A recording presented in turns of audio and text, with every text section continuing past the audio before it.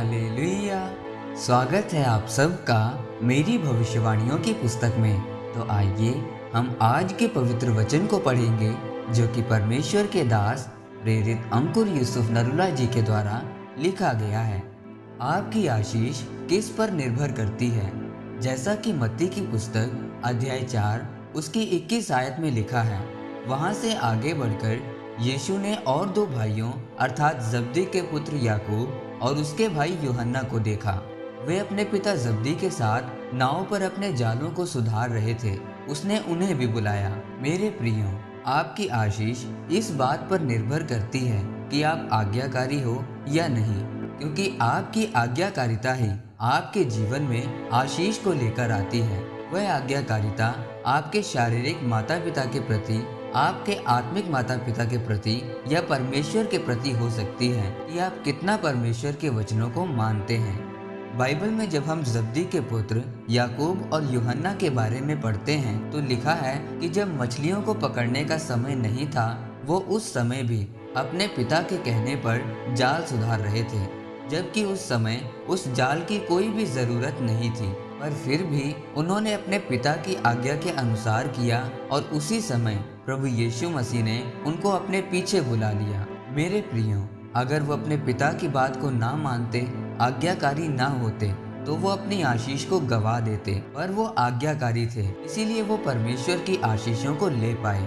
Bible में जब हम पहला शमूएल अध्याय 9 उसकी 3 आयत को पढ़ते हैं तो लिखा है कि शाऊल के पिता कीश की गदहियां गुम हो गई थी।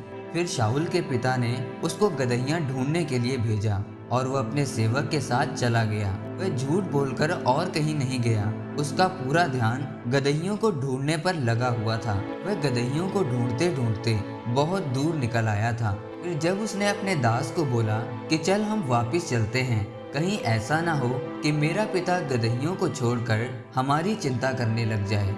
जब वे वापस आने लगे तब उसके दास ने उसे बताया कि इस नगर में एक परमेश्वर का नबी है जो हमें बता देगा कि तेरे पिता की गदहियां कहाँ पर हैं। जब वह वहाँ पर गया तो वहाँ पर उसका इज़राइल का राजा होने के लिए अभिषेक हुआ। वह पूरे इज़राइल का राजा बनाया गया। ये इसलिए हुआ क्योंकि वह अपने पिता के प्रति आज्ञाकारी था।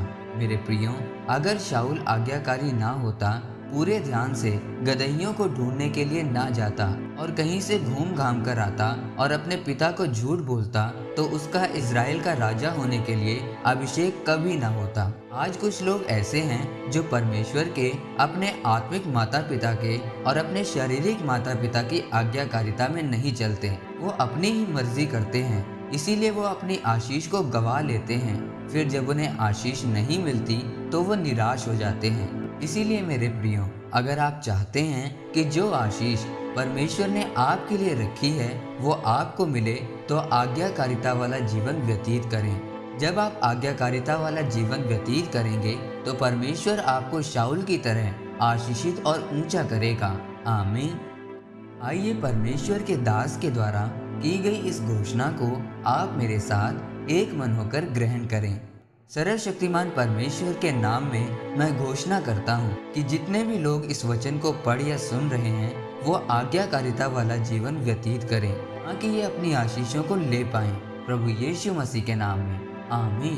परमेश्वर आप सबको आज के वचन के ऊपर मनन करने के द्वारा आशीषित करे। आमीन।